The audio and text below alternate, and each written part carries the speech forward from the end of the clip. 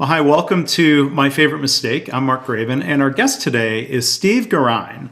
He is a musician and he's an entrepreneur. So before I tell you a little bit more about Steve, let me say welcome. Thanks for being here. Thank you so much for having me. I've been looking forward to this for a while. I'm really excited to chat with you today. Yeah, well, thanks. So it'd be good to explore, as we always do, your favorite mistake story, and there's a lot to talk about music, entrepreneurship.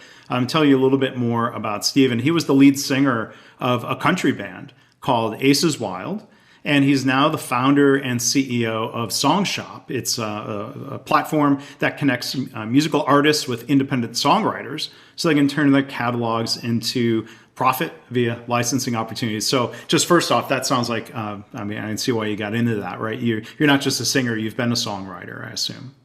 Exactly. Yeah, I've been a songwriter, and then in my time in the country music scene, I really took a passion for the business side of things. I kind of was always that guy for our band. So, it was a very natural progression. Yeah. Yeah. Well, it's something to be said for starting a business in a field or an industry or in a domain that you know well and you're passionate about. I'm sure that both of those are true. Yeah, absolutely. And it really helped blend my two passions with, being a musician and a songwriter and loving music. And then the business side of things, it's kind of just been a very interesting way to web everything together into one thing that I came up with. So that's it. Well, that's great. So looking back at the different things you've done, I'm curious what realm or what part of your career this story is going to come from. But what would you say is your favorite mistake? That was a really hard question for me to answer when we first booked this thing. But in thinking on it a little bit more, I think my favorite mistake would be going into the music industry, starting a band, and thinking that I would just have my songs on the radio. Like it wasn't that hard. Like I'm just going to start a band. I'm going to, hit the studio and it's all going to be hunky dory. I'll have a record label or a record deal in, 3 years, which could not have been further from the truth. But it led me down so many amazing paths. And looking back, it is definitely my favorite mistake I've made this far. So it'd be interesting to hear a little more about that. When did you start the band? You seem relatively young. So was this I started your first thing you pursued? Yeah, it was. Not my first musical thing I pursued, but it wasn't very late. It was very early on. I guess we got our start. It would have been 8 or 9 years ago now, and we actually all met through a Kijiji ad, like an online classifieds ad. Just some folks that were looking to put a country band together. And one of those guys that I met through there, actually a few of them are lifelong friends. One of them is one of my best friends. And it's just really interesting the way that the internet can bring people together and kind of create things that maybe you wouldn't have been able to connect with before. Well, I think back in the day, like when I was a kid, I took drum lessons in a music store. I wasn't really looking for a career to be a rock drummer, but my music teacher, who taught me all kinds of drumming basics, he was in like hair band scene. And I remember being in that music store, there would be a bulletin board with paper. Like this is, I think, how it was, like looking for a bass player. And you would hope that person walked into one of these places that had a bulletin board. That's like the late 80s, how it was and done. And they had all the phone numbers and slots, and you have to rip a little tab off to go. It's like if it was a lost dog, tear off the tag. And same thing. So finding, people through the internet, it sounds like that wasn't the mistake, like who you were doing it with. You said a really good friend and the others, that was fine. Yeah, the mistake, I guess, was in my own mind where I thought that we would just put this thing together and everything would just naturally fall into place and you would get discovered, as they say, by some big shot who's going to put you on a big stage and get you on the radio and all that stuff. So, it wasn't necessarily a physical mistake per se, but it was a mistake in the way that I thought things were going to play out. And my perception of what I thought things were, I had a very, very hard reality check not long after that. So it's interesting to think about connections to entrepreneurship that you're involved in now, Stephen. Like in any new band, I don't know if you were thinking about it at the time, a band is a startup in a way. Exactly. And, we were really fortunate to have that mindset early on, because lots of independent bands and artists don't have that mindset early on. They think they really just focus on the art side and the music side, right? And they don't really put much thought into themselves being a business, or may I say even a brand. Lots of people don't like that word because you're not a brand. But I mean, that's what you are. So we were fortunate that we kind of had that mentality when we started off. And I think that's what really, I guess, propelled me going forward into learning so much about the music industry and the business side of things that I did. Because I mean, I had this theory in my head that it wasn't like that, but I had a few good mentors set me straight within the first, year or two. It was like, no, like you're running a business, you have to learn how to run a business. And then that's kind of when I shifted my mindset and was like, okay, like this isn't just about, playing in bars till 1 a.m. and getting a record deal and going on tour. There's a little bit Yeah. more to it than that. Yeah. So it's interesting you bring up the idea of mentors. I wonder how many musicians or bands have a mentor. Like, how do you learn? You're starting a band. You're in the garage as kind of typical. It's funny. Bands start in garages, and a lot of startups start in garages. That's funny. Sorry to laugh at my own joke or observation. That's a mistake. But I mean, how do you learn the basics of how do you book gigs at a bar? How do you do recording? How do you try to get introduced to a record label, or do you even have to do that versus just publishing independently? Yeah, I mean, that's a really big question on its own. But as far as the mentoring thing, I think depending where you are, I don't know how it is everywhere, but I was very fortunate to have a very good music community. Our small city had an awesome community. There's tons of resources. And I guess the best way to sum it up is a line from a Tim McGraw song where he says, when you get where you're going, don't forget to turn back around and help the next one in line. And that's kind of exactly how it works. There's people that are further along than you, and everybody was just so willing to, lend some knowledge, lend an ear, let you ask them questions. And we had this amazing organization. They're actually called Creative Sask and Sask Music. They're pretty much one of a kind. And they're just filled with the most helpful, the most kind people that will answer any question you may have, whether you're going into a local studio or booking a tour in Europe. Like they'll be by your side the whole time. And so it was just really cool to have that kind of mentorship wherever we went, because honestly, I don't think lots of places have that sort of thing. So it was something that I'm very grateful for now, for sure. Yeah, yeah. So do you remember, was there a moment, Steve, or was there some evolution where, like you said, your hypothesis coming into it was that exposure, fame, what have you, would come relatively quickly? Did a mentor sort of break it to you that, hey, it's sort of like somebody who plays, here in the U.S. College football, a large percentage probably think they're going to play in the NFL. The reality is not really. Did you have somebody sort of break it to you, or did you just discover, oh gosh, it's taking longer? I think it was more of a discovery myself, because like I said, I never voiced this to other people per se, but it was probably over the course of a year or two that I was like, oh, like this isn't happening. And then I kind of got on the more of the downside for a little bit, where maybe I didn't think that it was, it wasn't for me because, all the reasons that might go through your head while you're doubting yourself. But then you got to remember why you got into it in the first place. It wasn't to be famous and play Coachella. It was because you love music, right? And so once I got back to the roots of that, and then we started building as a business, it became a lot more fun. And then that's when my learning and growth really started. And again, it seems like there are so many parallels to entrepreneurship with, let's say, a website and a software company. If it's not happening, meaning the market traction or growth, to step back and ask why. Do you need to make adjustments? The trendy language in the lean startup movement is to talk about a pivot, right? So you think of like a band for a minute, and then we'll come talk more about SongShop because I think there's a lot to explore there.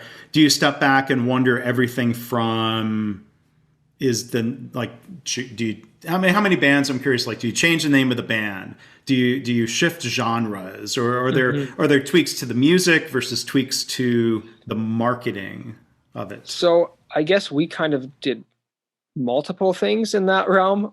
There was tweaks to the band members, and there was then tweaks to how we were going to go about things. We kind of decided that the remaining members wanted to try to do this. Like, we're not just gonna, play shows here and there and think that we're going to figure out how to actually get a song on the radio and what does it take. And we kind of buckled down. We made some business plans. We recorded some really good material, some really high quality material, and hired the right people and did the right things. And then all of a sudden, holy man, we have a song that's in the top 100 at country radio. And it took, it's obviously not that easy, but that's kind of the short version of it. We had a pivot, like you say, and we really shifted how we were doing things and focused on running things more like a business than just a garage band. Not that there's anything wrong with garage bands. They're a hell of a good time, Yeah. but Yeah, but there's music, the art, and then there's the music business or the music industry, and I think of parallels again, like one of my previous guests here on the podcast, Dr. Kelly Henry, who is a chiropractor, and I did another episode with a psychologist, and I've talked to other medical professionals just through my own work. They learn the art and science and craft of medicine or chiropractic medicine or what have you. They're not taught the business of how to open up and run a practice in medical school. So I think of, even people who study music formally at a conservatory or different thing of like a guy I know from high school that went to, study jazz at the Berklee College of Music in Boston. I'd be curious if there's been an evolution of how much they teach the business versus just, this might be this trap of thing like, well, if I'm the best technical musician, therefore I'm going to get the most gigs. That would be like a software company saying, if I have the best technology, therefore I'm going to win in the market. There might be bad assumptions or opportunities for learning and growth. What are your thoughts on that? Yeah, I think on that side of things, if you don't have a business side of your band or your art, you don't really have anything. We kind of always were told it's 80-20 business to music. Maybe today it's even 90-10 just because of the way that the world is. And you don't even need to be the best singer or have the best songs. If you've had a great marketing plan and a great business plan, you're going to get way further ahead because you know how to get your music into the ears of new listeners. And that's ultimately, it's ultimately what you're trying to do, right? You're trying to gain new fans, new listeners, and that's marketing, that's business. So it's super important. Yeah. So when you were trying to figure out how, to tweak the band, as you said, like, did you get any specific feedback of, you're not the right sound of what subgenre of country music is popular right now, or the intro to the song's not hooking the listener, or is it more vague than that? No, it's it really depends, I guess, who you show it to lots of times, because people have opinions, and sometimes you could just take them with a grain of salt, as they say, because we took one song to a producer and he totally changed the intro and from where I had written it.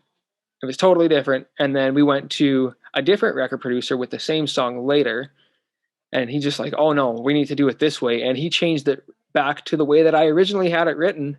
And that's the one that ended up going to radio and did really well for us at radio. And even in that sense, you get radio people who are giving you feedback saying that, your vocals aren't strong enough. This isn't strong enough. This isn't good here. This isn't good there. Right. So people are always giving feedback. And I guess that's where you kind of gotta put your filters on, and you kind of got to decide what feedback is worth listening to and which feedback is maybe just an opinion as opposed to a constructive criticism. Or, like you said, there's those conflicting opinions. I think the same is true. Let's say if you're a book author, you want people to read an early version of the book and you're going to get feedback, good, bad, constructive, conflicting. At some point, Mm-hmm. like you've got the vision. Like there's a parallel, I think, to writing a book maybe, where you've got to have a vision, you've got to be comfortable with it. There's an art or a craft to it. Is it going to be successful in the marketplace? Yeah. And Figuring. it depends too whether or not you're trying to be successful in major market stuff. Because I'm sure, as you know, major market music is pretty cut and dry the same way these days. There's a sound, and when there's a new sound that clicks on and is trending, everybody's doing it. And so, I mean, you can either try to follow those patterns and stay up with those trends, or you can stay really true to yourself as an artist, and you can just make music how you want to make music. And if you have a fan base that loves it, you're good. You don't need to get top hits on radio. You don't need to sell out stadiums, right? It's really a personal preference thing. Yeah. It's more a matter of how you define success. Exactly. Exactly. Don't let others define success for you, and don't compare others' success to yours, because you don't know what their road's been like. Yeah. Well, and it seems like there are many different models now where there's one band. It's a couple that started a band called Pomplamoose. They're kind of an eclectic pop sound, completely independent. They have a YouTube channel. They've released their songs and videos, and they sell merchandise, and like they've built this really successful business around their band and their music in a way that doesn't involve the traditional record label kind of deal. And I've heard in a lot of cases, even with major label musicians now, like the touring matters so much more than the penny per stream on Yep. Spotify. But so when we talk about touring and being in the pandemic, is that part of what led to your transition from full-time music to doing the startup? Yeah, actually, it was really, I don't know, I don't want to call it a blessing in disguise, because the pandemic was really bad for a bunch of people and took a lot of jobs and people away. But I mean, for me, it had its perks in a way that it allowed for a very, very natural transition between playing as many shows as we were and doing, I wasn't a full-time musician, but we were doing it lots. It was a second job. And it just allowed for a very natural transition from doing that to having all of a sudden all this time to nurture and build this idea that I had just started working on before the pandemic hit. And I went from having no time to all of a sudden having all the time I could possibly want. And it was it was convenient, and it was also, I mean, it was a little bit heartbreaking and sad too, because I mean, we had all of our shows canceled.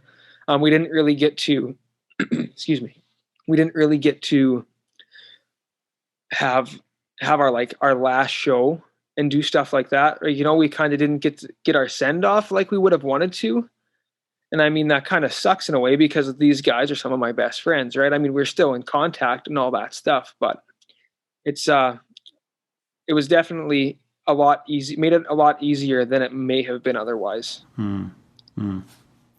So when you think of what you're doing at SongShop, what was your experience as a singer and as a member of a band? Were you what on either or both sides of that transaction of trying to discover and buy a song from somebody else, or trying to, let's say, sell a song to others? Yeah, so I guess the way I kind of came up with the idea is we were looking to do a second album, and we wanted some outside cuts on the album. And we're not from Nashville, we're not from LA. There's not a plethora of songwriters to choose from everywhere. And so I was kind of looking online for a place that I could license songs to record that didn't require you to jump through a bunch of hoops. And there really wasn't anywhere. And in the process of looking for one, I kind of found that there was a lot of other people who were interested in something like this. And I was like, this might be a really cool idea. So then I went to the old Google machine and I started doing a bunch of research. And yeah, there really wasn't anything like it out there. I talked to a bunch of fellow musicians, some mentors, some people who are very well connected in the industry. And as soon as I told them, they were like, you got something with that. And so I found a developer. I hired an entertainment lawyer to help me with all the licensing and all the legalities, terms and conditions, that stuff. So it's safe for everybody to use the site. And that's kind of how it all started. As it went from there, I had an idea. I wrote out a very poorly outlined flow chart, made some really bad drawings of what I wanted to look like, and I walked into a developer's office and we sat down, and that's how the whole thing started. So it sounds like there's parallels to a band. There are rare cases where somebody can play every instrument and record their tracks and put it all together. As an entrepreneur, you've got to have people with different skills that meld together. Absolutely. Like a band would, right? Yeah, it's a team mindset. I think if you don't have a team, you're going to be struggling to get anywhere in life. I think having a team, that's something that, playing team sports growing up was huge to learn early on. And then in the band aspect, we were lucky. We were a band, so we had multiple people to take care of things. Whereas I know lots of solo artists, and I don't know how they do it all the time, because there's a lot to do. And so starting SongShop, I definitely tried to go it alone, probably a little bit longer than I should have, but I eventually came around to, okay, I need to get some people on my side here, because there's a lot more to this than I initially thought. Yeah. So you've got this online marketplace, and other than maybe being a little bit easier and there being fewer hoops to jump through, what are some of the benefits on both sides of that transaction for the songwriter and the person looking to license that song? Mm-hmm. So as far as an independent artist and singer goes, there's really not many places you can go to find outside songs unless you're writing your own. Like, there's really nowhere as far as that goes. Getting connections to publishers and stuff like that, the doors, they're not locked, but they're closed and there's a dresser behind them. So they're a little bit harder to open. And this kind of gives the artists a really big opportunity to record songs from some folks who have written hit songs, right? Like, there's people that have had top 100, top 50 hits who have their songs on there. And maybe you don't write the best songs, or maybe you do write good songs, but you just want something different. So this gives the artist a big opportunity to do that. And in doing that, we don't take any royalties or anything off the top of what an artist makes, which was a huge thing I wanted to incorporate in our business model, because I am an independent artist and songwriter myself. And so I didn't want to be taking any money, because sure, as everyone knows, there's not a ton to be made all the time off the top of, you don't want to be taking fractions of pennies off of pennies, because that's just not fair to the creators. And I understand how it goes being an artist and a songwriter myself. And then on the songwriting side, lots of times independent writers will license their stuff to artists for free, and they won't really get anything off the top, and they'll only get paid if it's generating income in royalties, which lots of times it takes a while to do so, or it may never. If you're just, if you have an independent artist who's not really pursuing a commercial career, they're just doing it more or less for a hobby, it's probably not going to generate you a lot of dollars. And so I wanted to have a licensing system set up so indie songwriters could actually make a little bit of money from licensing songs to other people. And in the same breath, they keep all their royalties as well. SongShop doesn't take any of that stuff. So that's kind of how I modeled it, was after that idea, and I stuck true to it, and I'm really happy I did. Yeah. And so do I hear you right? It's really, it's a one-time transaction. Yeah. Like a single fee. Yeah. So it's a single fee for a song, and then obviously you pay royalties on top of it. So the artist would have to pay mechanical royalties to the songwriter. If they sold, say, 1,000 copies of that song, the writer gets paid a set amount for each sale. But they're not paying SongShop. No, it goes directly to the songwriter. Okay. And so then your business model is taking a fee for that one-time transaction. Yeah. Yeah. Yeah. So the artist pays a fee for that one-time transaction. And then because I'm constantly running ads and advertising and marketing the song catalog, songwriters pay a monthly subscription fee to Okay, do all that. cool. Um, yeah, well, so there's the it's not, again, it reminds me of the band. There's the what you do, and then there's the business model Hmm. working hand in hand, focusing on Yeah. both. Yeah. Yeah. It was, like I said before, it was a really cool way for me to mesh my two passions into one. And it's been pretty cool so far. Well, that's great. I mean, one of my other previous guests, Dr. Greg Jacobson, he's an ER doctor who saw a need for some software to help manage the improvement work that they were doing at the hospital. And, voila, he started a software company to address that particular pain point and problem that he knew from his work. So it reminds me Huh. of your stories and other entrepreneurship stories where people just aren't randomly going off and researching different ideas. Like there's some pain Hmm. point that you appreciate it, you're passionate about it. That reminds me of Exactly. Greg. Yeah. And that's exactly how I got the idea, right? I was looking for it, didn't exist. Other people were looking for it, didn't exist. And I was like, okay, that's kind of the person that I am. When I put my head into something, it's going to be pretty hard to stop me from doing it. That's good.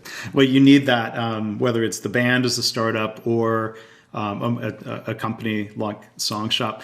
So maybe one other question for you, Stephen, as we wrap up. As you think about the challenges of trying to grow a band and now grow a business, are there tips that you have for others? Like if doubt or fear step in, how do you overcome that?